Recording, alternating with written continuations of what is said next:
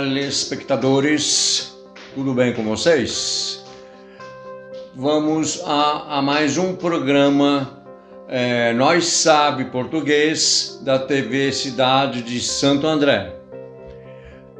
No quadro, o professor de português na sala de aula traz um convidado super especial, o professor doutor Aldo Bisocchi, ao meu lado, claro. Professor Aldo, é uma honra poder entrevistá-lo. Nós já conhecemos pelo seu trabalho, né, em blog, no YouTube, pelos seus livros, e inclusive ele é autor deste livro, O Universo da Linguagem.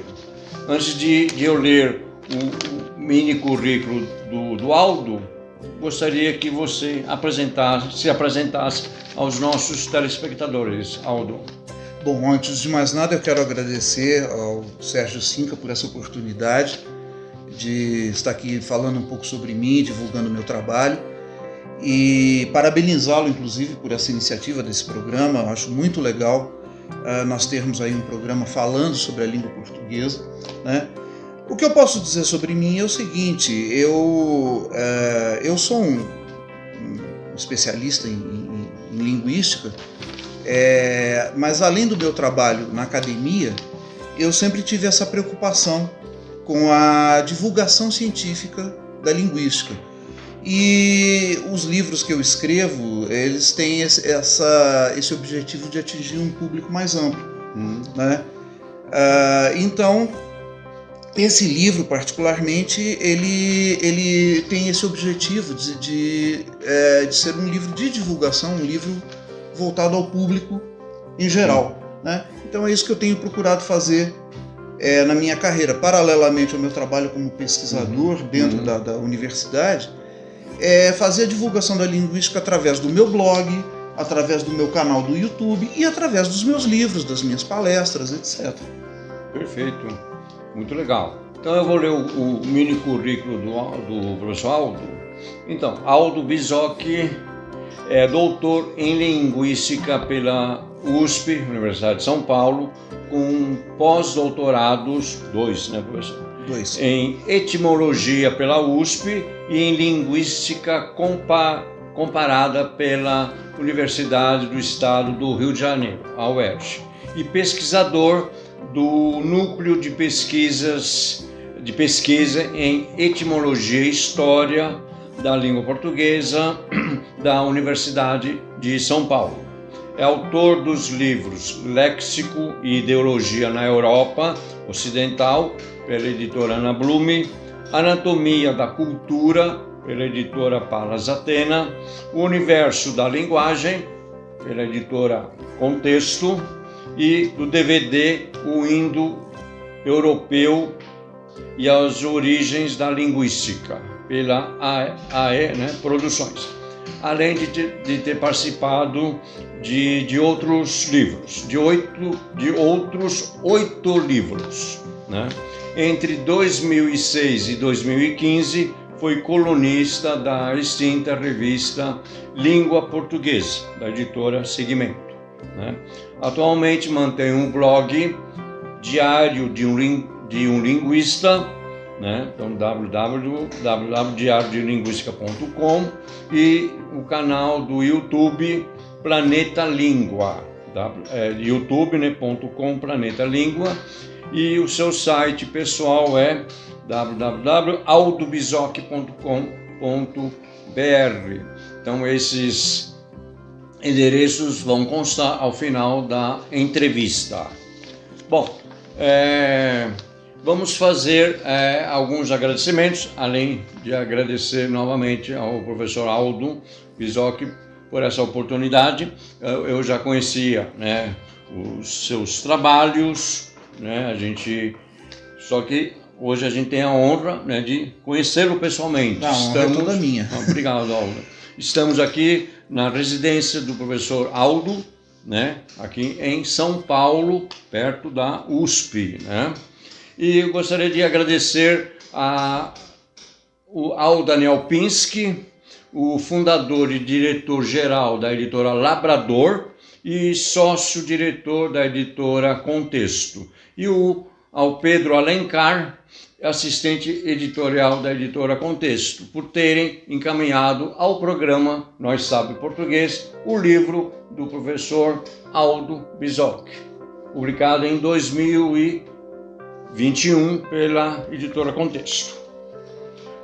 Então vamos a algumas perguntas, né? Algumas relacionadas ao livro, né?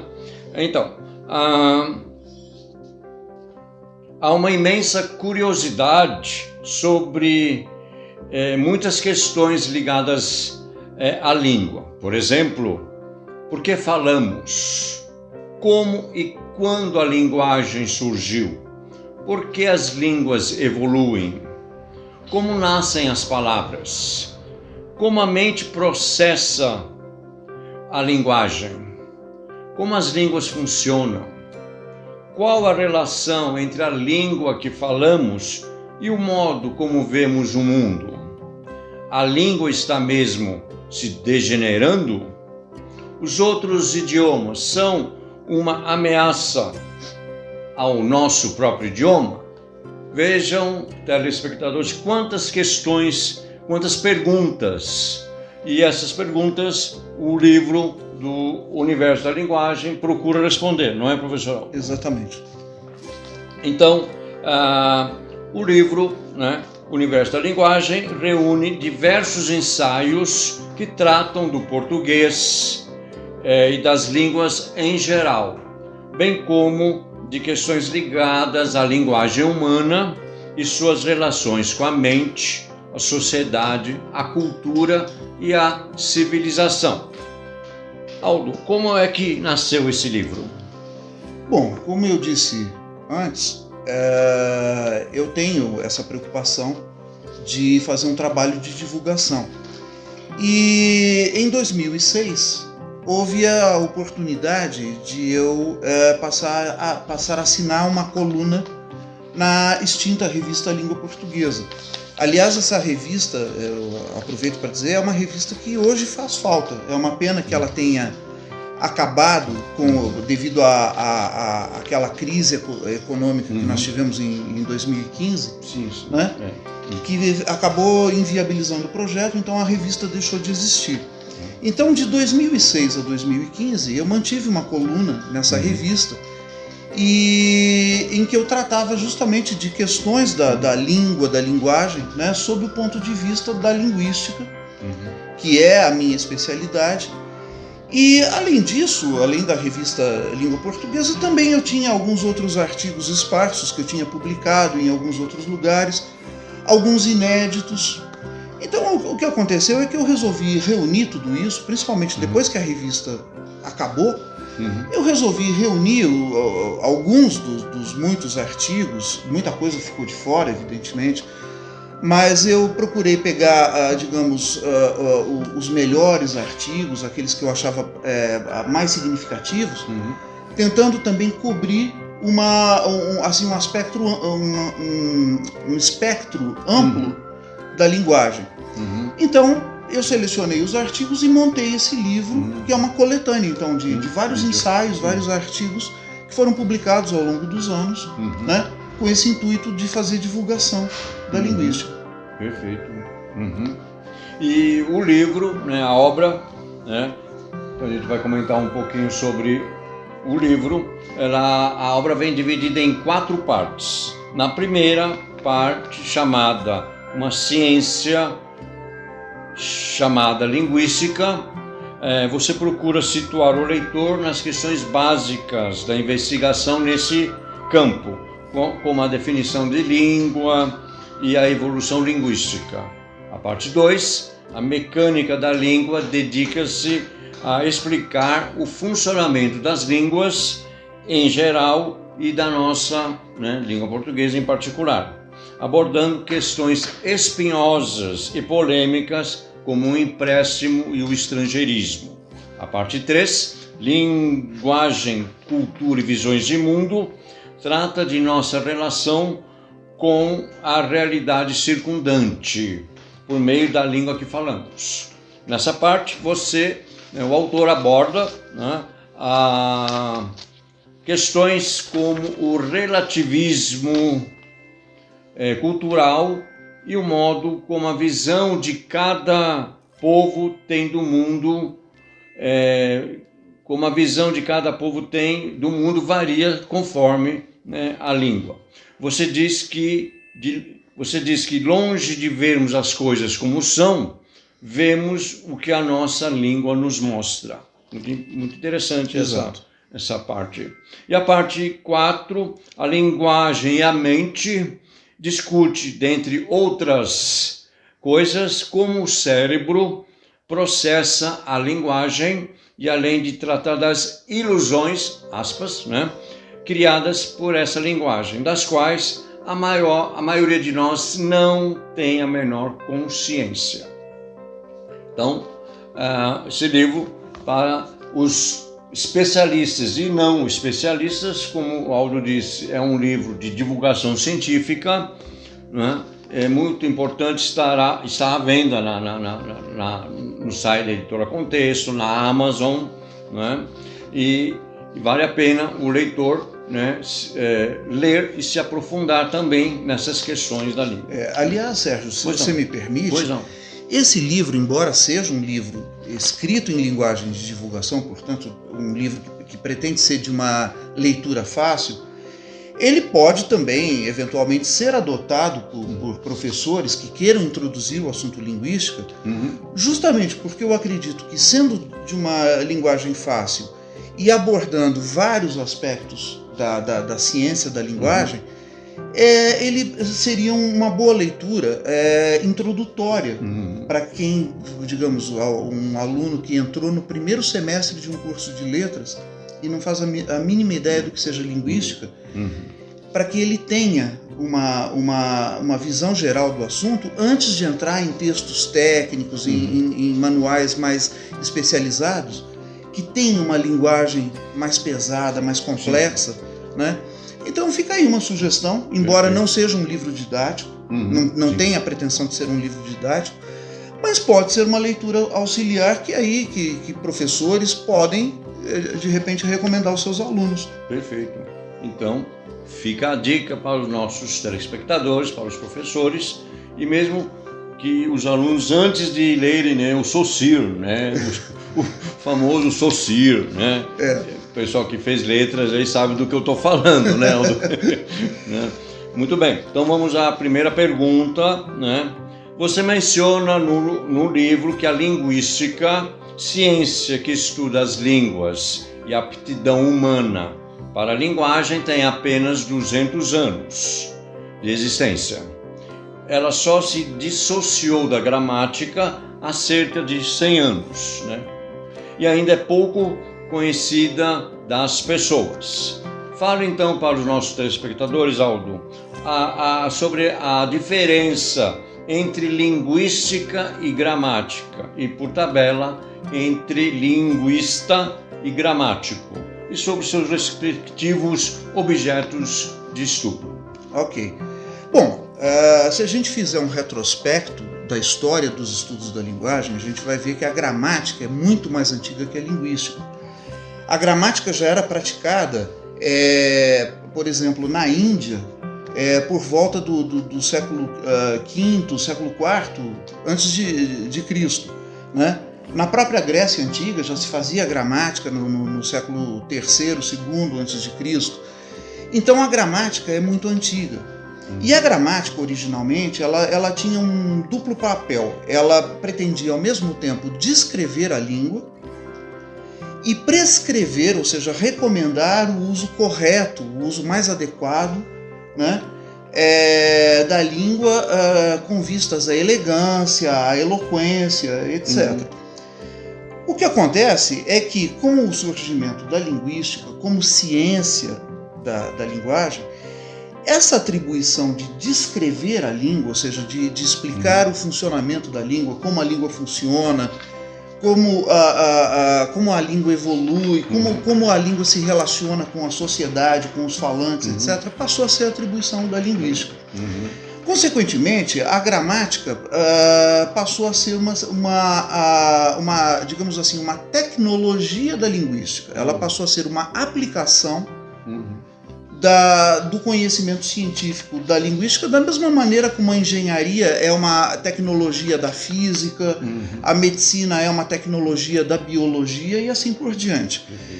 Então, hoje, o papel da gramática é o de prescrever, ou seja, o de orientar de maneira pedagógica como as pessoas devem escrever no padrão formal da língua.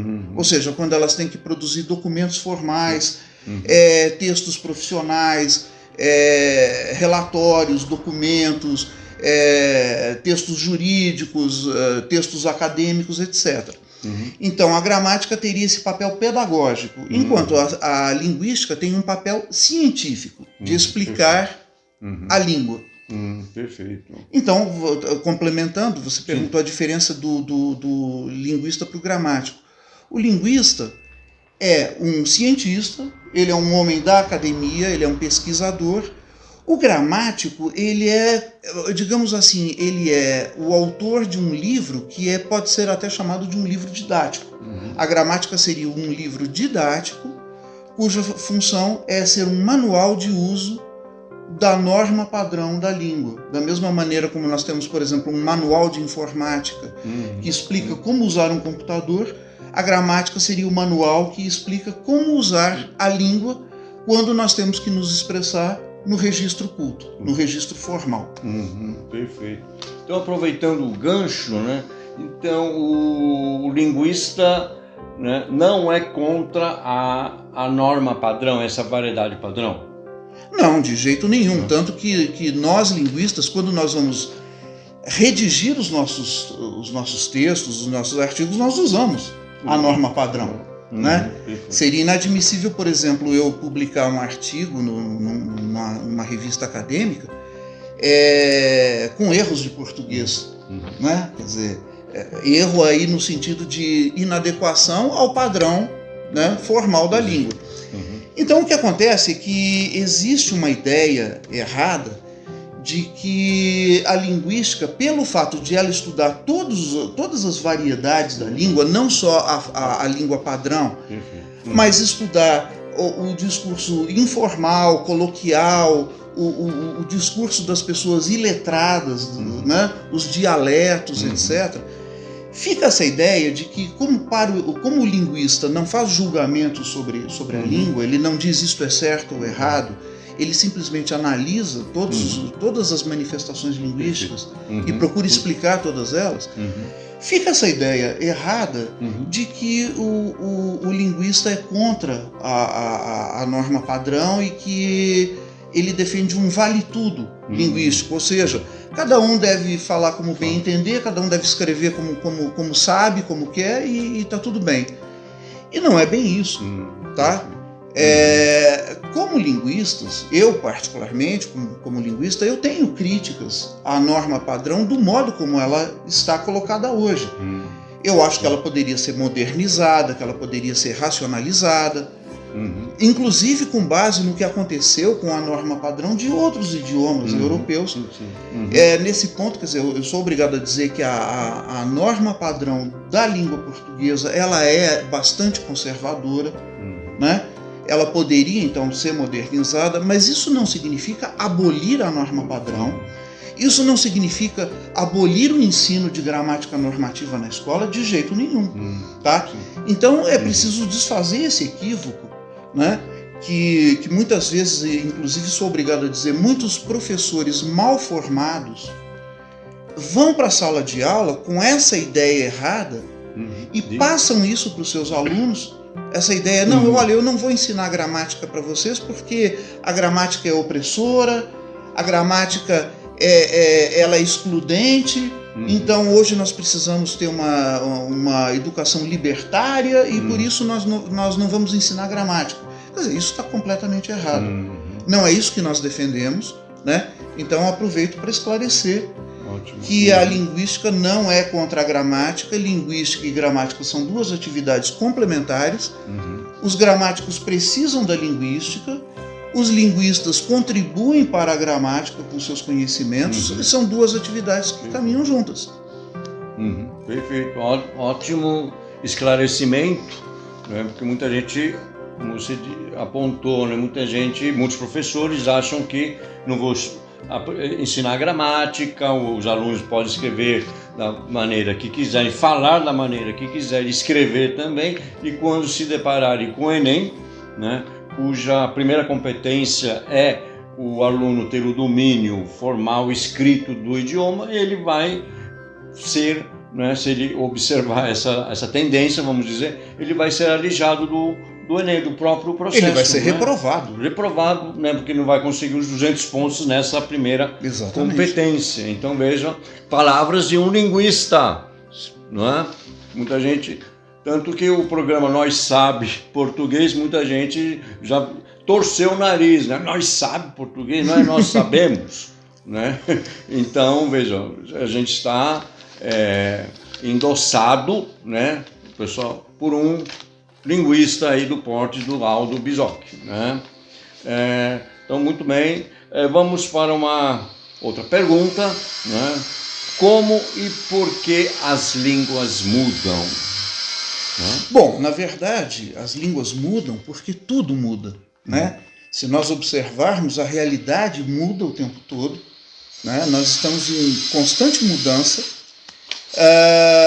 o universo está mudando, tudo está mudando. Então, é uma tendência natural da língua mudar também.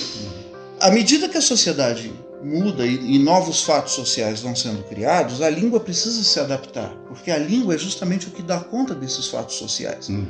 Então, por exemplo, surge uma nova tecnologia, nós precisamos ter um nome para dar para aquela tecnologia. Então vamos criar uma palavra nova, né? Da mesma maneira, o próprio uso faz com que a língua mude, né? Quanto mais a gente usa qualquer objeto, né, a gente vai percebendo que ele vai sofrendo uma mudança, vai sofrendo, em alguns casos, até um desgaste, né? Então é natural que à medida que as pessoas vão usando a língua, elas vão criando novas formas de se expressar, que com o tempo vão se consolidando, vão sendo replicadas por outras pessoas. Tá? Por exemplo, digamos aqui, eu crio aqui um neologismo, uma palavra nova, você gosta, você começa a usar, seus amigos vão começar a usar também porque você usou, a coisa vai se espalhando, e essas inovações então vão modificando a língua. E a língua, ela muda também de um lugar para outro, porque na medida em que ela evolui com o tempo, né, e ela evolui de maneiras diferentes em lugares diferentes, já que não há uma comunicação direta entre pessoas de lugares diferentes. Por exemplo, nós estamos aqui em São Paulo e nesse momento no Rio de Janeiro alguém pode estar criando uma inovação, uma nova gíria, por exemplo, e nós aqui não estamos sabendo. Né? Hoje, com televisão, com tudo, dentro de algum tempo a gente acaba tomando conhecimento disso. Mas normalmente, quer dizer, em locais diferentes, as pessoas vão fazendo a língua mudar de maneiras diferentes.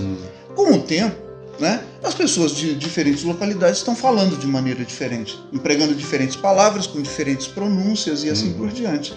Então, essa dinâmica é natural da língua. O contrário é que seria estranho, se a língua não mudasse. Engessasse, ficasse. Exatamente. Perfeito. Olha que esclarecimento aí do Aldo. E vamos uma outra pergunta. Há uma associação muitas vezes errada, né, que as pessoas fazem entre gênero gramatical e sexo, né? Poderia comentar? Sim, hoje existe muito essa polêmica sobre o chamado gênero neutro. Existe uma ideia aí disseminada, sobretudo nas redes sociais, mas disseminada na sociedade de modo geral, de que a língua portuguesa é machista, porque quando nós dizemos assim, bom dia a todos, nós estamos excluindo as mulheres, Né? Então hoje já virou até moda essa coisa, bom dia a todos e todas. Né? Quando na verdade o todos ele não é masculino, ele já é neutro, porque em português o gênero masculino ele já por natureza inclui homens e mulheres. Mas tudo decorre de um equívoco que as pessoas fazem, que é confundir sexo biológico, ou seja, homem e mulher. Todos nós nascemos homem ou mulher, então isso é o nosso sexo biológico. O gênero biopsicossocial, então, se o indivíduo se considera homem, se ele se considera mulher, se ele se vê como homem ou como mulher, se ele é transexual, se ele é bissexual, se ele é gender fluid, né, como se diz, se ele é não binário, isso é o gênero biopsicossocial, como a pessoa se vê. E uma terceira coisa é o gênero gramatical. Gênero gramatical é uma categoria gramatical que, na minha opinião, aliás, nem deveria se chamar gênero e nem deveria ser dividido em masculino e feminino.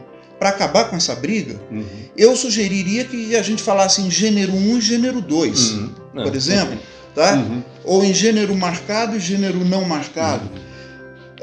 Porque ficou-se com essa ideia de que o gênero masculino denomina seres do sexo masculino e que o gênero feminino denomina seres do sexo feminino.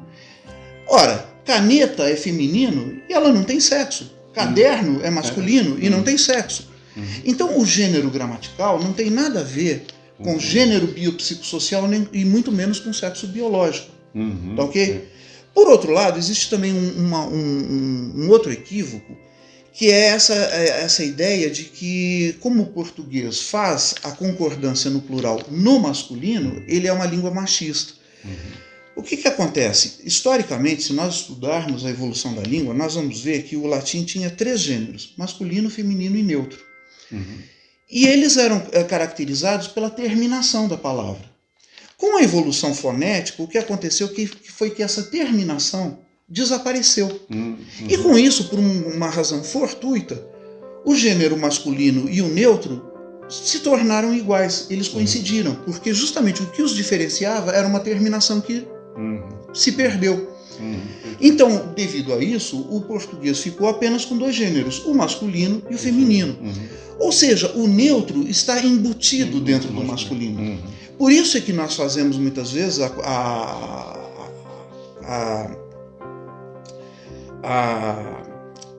me fugiu agora a palavra, a concordância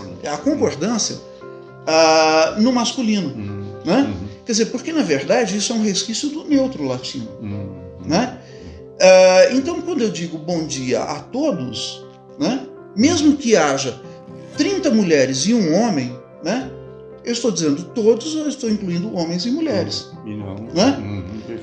Hoje, agora, já se criou essa coisa todos, todas e todes. Né? Sabe? Quer dizer, essa ideia, inclusive, de que palavras terminadas em E seriam neutras. Né? Então, quer dizer que elefante é neutro. Né? Sabe? Porque termina em E. Né? E o grande problema é o seguinte: a gente não consegue mudar a estrutura da língua. A estrutura da língua portuguesa é baseada em gênero masculino e feminino, e a prova disso são os artigos o e a. E os definidos o e a e os indefinidos um e uma. Então não adianta eu dizer amigue em vez de amigo ou amiga, porque eu vou ser obrigado a dizer o amigue ou a amigue. Então quer dizer, o fato de eu terminar uma palavra com o fonema E, né?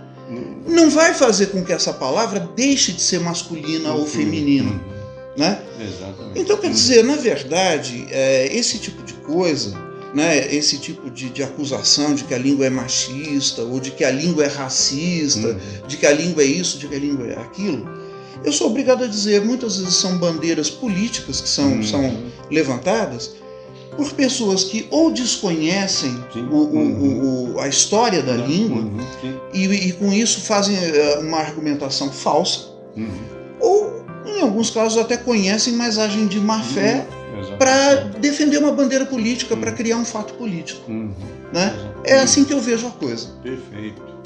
Então eu não ia ao final do programa eu ia chamar o pessoal de querides, né? Melhor não, querides, arroba, né? Queride, não dá nem para ler, querido com X, né? Como que a gente lê isso, né? Dá para escrever, mas não dá para pronunciar. Pronunciar, né? Fica realmente... Não adianta nada. Exatamente. Né?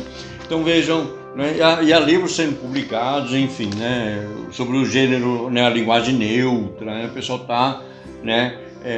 Tem você sabe, uma sessão da academia que o pessoal é um pouco intolerante, né? É o querides e assim vai, né? Então o pessoal está marcando justamente, são linguistas ou pessoas que estudam a língua, né? Mas como eu disse, aí existe um fator político embutido. Né? A gente a gente não pode ser ingênuo de achar que na academia as pessoas são neutras. Sim. Existe, infelizmente, sou obrigado a dizer, dentro da universidade, existe um viés político, partidário, ideológico, e infelizmente muitos colegas meus, muitas vezes, embutem dentro do trabalho científico um viés ideológico, o que deturpa o trabalho científico, porque a ciência não faz juízo de valor, né? Então, quando o indivíduo deixa de fazer ciência e passa a fazer política travestida de ciência, né, a ciência perde com isso. E eu sou obrigado a dizer, infelizmente, muitos colegas meus, por razões políticas, embutem esse viés no seu trabalho, né? E o que deveria ser um artigo científico acaba virando aí um manifesto político. Panfleto. Um panfleto, exatamente. Perfeito. Um libelo, né? É verdade. E, bom, falando de pesquisa, né, que as perguntas estão sendo encaixadas assim, aleatoriamente, né? Você é pesquisador, né, do Núcleo de Pesquisa em Etimologia e História da Língua Portuguesa da Universidade de São Paulo, né? Está com outros pesquisadores, né, desenvolvendo um dicionário etimológico da língua portuguesa. Olha que bravo, que bárbaro. Fale-nos sobre esse trabalho, Aldo. Bom, na verdade, esse é um trabalho muito bonito que foi iniciado a partir de 2013, se não me engano, dentro do NEIUP, né, que é esse núcleo que você citou. O NEIUP tem vários projetos, e um dos muitos projetos do NEIUP é o projeto DELPO, que é o Dicionário Etimológico da Língua Portuguesa. O nosso objetivo é produzir um dicionário etimológico utilizando tecnologia de ponta. Em primeiro lugar, será um dicionário 100% digital, tá ok? E ele, justamente por ter esse formato, ele vai ser constantemente atualizado, de modo que a cada momento em que nós tivermos novos dados, por exemplo, uma nova palavra registrada, ou nós descobrirmos a etimologia de uma nova palavra, ou, por exemplo, nós conseguirmos fazer uma coisa chamada retrodatação, que significa nós tínhamos como primeiro registro escrito daquela palavra o ano tal, o ano de 1255. De repente nós descobrimos um novo documento anterior a esse em que a palavra ocorre. Então, nós sabemos agora que essa palavra é mais antiga do que nós esperávamos. Ela é de 1100 e tarará. Então, isso se chama retrodatação. Quer dizer, é uma coisa que vai poder ser feita permanentemente. A metodologia de trabalho do dicionário ela é bastante curiosa. Nós temos um software chamado Moedor. Tem esse nome porque nós pegamos textos, nós jogamos dentro do programa, e esse programa ele separa todo o texto, palavra por palavra, ele já coloca as palavras na sua forma em que ela será dicionarizada. Por exemplo, se a palavra está no feminino plural, ela vai jogar para o masculino singular. Se é um verbo que está conjugado no pretérito imperfeito, ele vai jogar para o infinitivo, e assim por diante. E vai mostrar ali toda a evolução da palavra. Nós desenvolvemos também dentro do nosso núcleo toda uma nova metodologia de descrição da evolução das palavras, utilizando uma nova simbologia, utilizando novos termos técnicos e tudo. Quer dizer, nós elaboramos uma nova teoria etimológica para explicar uma série de fenômenos que os dicionários etimológicos tradicionais não explicam. Né? Então, quer dizer, nós estamos criando uma série de inovações que, eu diria, modéstia à parte, que vai fazer com que esse dicionário seja o mais avançado do mundo, dentre os dicionários etimológicos. E isso vai colocar a língua portuguesa num patamar onde hoje ela não está. Por quê? Porque hoje nós temos grandes dicionários etimológicos de francês, de inglês, de italiano, de alemão, de espanhol, mas nós não temos bons dicionários etimológicos do português. Né? E nós temos essa expectativa de que esse dicionário ele vai ser, digamos assim, superior, né, inclusive em termos científicos, a todos esses grandes dicionários dos outros idiomas. Né? Então, quer dizer, nesse sentido, a língua portuguesa ela estaria na vanguarda da lexicografia etimológica. Agora, a má notícia é que esse projeto, infelizmente, no momento presente, está parado. Está parado por falta de verba. Tá? O que ocorre é justamente que, devido a N fatores, dentre os quais pandemia e também a atual política do atual governo de cortar verbas de pesquisa, né? Porque para certos políticos a pesquisa científica não tem importância nenhuma, a sociedade não precisa disso, né? É uma visão totalmente tacanha da coisa, e infelizmente por causa disso, devido à falta de verba, nós tivemos que parar temporariamente esse projeto. E estamos na esperança de poder retomá-lo dentro em breve, né? Perfeito. Poxa, que má notícia, né? Realmente a ciência... Infelizmente. Né? Infelizmente a ciência... Então, Aldo, estamos chegando ao final do programa. Poderíamos bater um papo durante muitas horas, né? Esse seu livro, volto aqui é um livro fundamental para que as pessoas conheçam realmente a linguagem, né? Se apropriem desse conhecimento, até para não falar bobagem aí por aí, né? Professores, né, que saiam das faculdades de letras com um conhecimento sólido, não só de gramática, mas também do ponto de vista da linguística, né? E então, gostaria Aldo, que você falasse as suas, né, as considerações finais para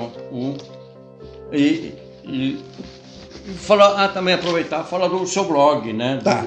Bom, antes de mais nada, eu gostaria de fazer um merchandising aqui de uma outra página onde eu também escrevo. Né? Como eu disse, eu tenho o meu blog, eu tenho um canal no YouTube e, além disso, eu contribuo para uma página do Facebook, a página Língua e Tradição, né? Então é facebook.com/Língua e Tradição. E lá eu escrevo mensalmente também, né? O enfoque lá é linguística e gramática, né? Então a gente acaba também abordando muitas questões de gramática. Há muitos professores de português que escrevem nessa página. Por exemplo, recentemente o Evanildo Bechara nos brindou com um artigo dele, né? E nós temos ali Chico Viana, Eduardo Afonso, Fernando Pestana, vários nomes, né? Desculpe aqui não citar todos, né? Dionísio da Silva também, né? O Dionísio da Silva ele contribuiu durante um tempo, atualmente não mais, mas ele escreveu bastante tempo nessa página. E lá nós falamos então sobre gramática e sobre linguística também, né? Além disso, então, eu tenho o meu blog, que na época que eu escrevia na revista Língua Portuguesa, eles também criaram um blog no portal da Revista Língua. Então havia o site da Revista Língua e lá os autores, os colunistas da revista também mantinham blog. Então, na época, além de eu contribuir mensalmente com um artigo na revista, eu semanalmente publicava um pequeno artigo no blog. Com o fim da revista, eu resolvi criar meu próprio blog para continuar esse trabalho. E até hoje, então desde 2015 até hoje, eu, com uma regularidade que tende a ser semanal, eu publico artigos nesse blog, que é o blog Diário de um Linguista. Né? Então é www.diariodeumlinguista.com. Né? E além disso, como eu disse, eu tenho um canal no YouTube, o canal Planeta Língua. É só dar uma busca lá no YouTube, Planeta Língua, vocês vão achar. Onde também eu estou tentando mensalmente colocar vídeos de divulgação da linguística. Então, pegando temas assim, que tenham apelo popular, né? E mostrando, fazendo de que maneira a ciência da linguagem pode abordar aquela questão. Né? É isso que eu tenho feito. Perfeito, né? Ótimo. Quanta coisa, né?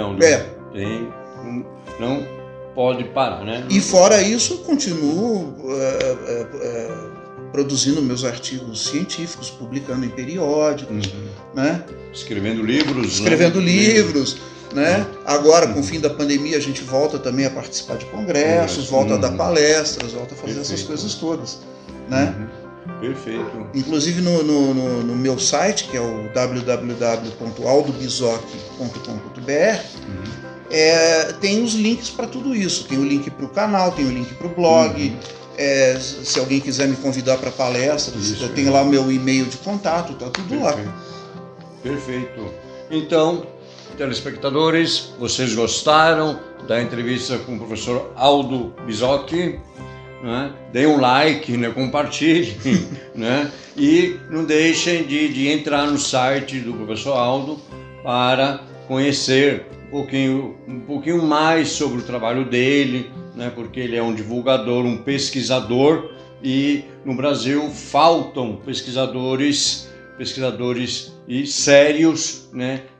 Que divulguem a ciência, que pesquisem, né, a ciência da linguagem, né, que pesquisem temas muito candentes para a nossa realidade. Então, mais uma vez, agradecendo ao professor Aldo a oportunidade de entrevistá-lo, né, o programa Nós Sabe Português, veiculado pela TV Cidade de Santo André, vai ficando por aqui. Aldo, muito obrigado. Até o próximo programa. Tchau, tchau, gente. Tchau, tchau.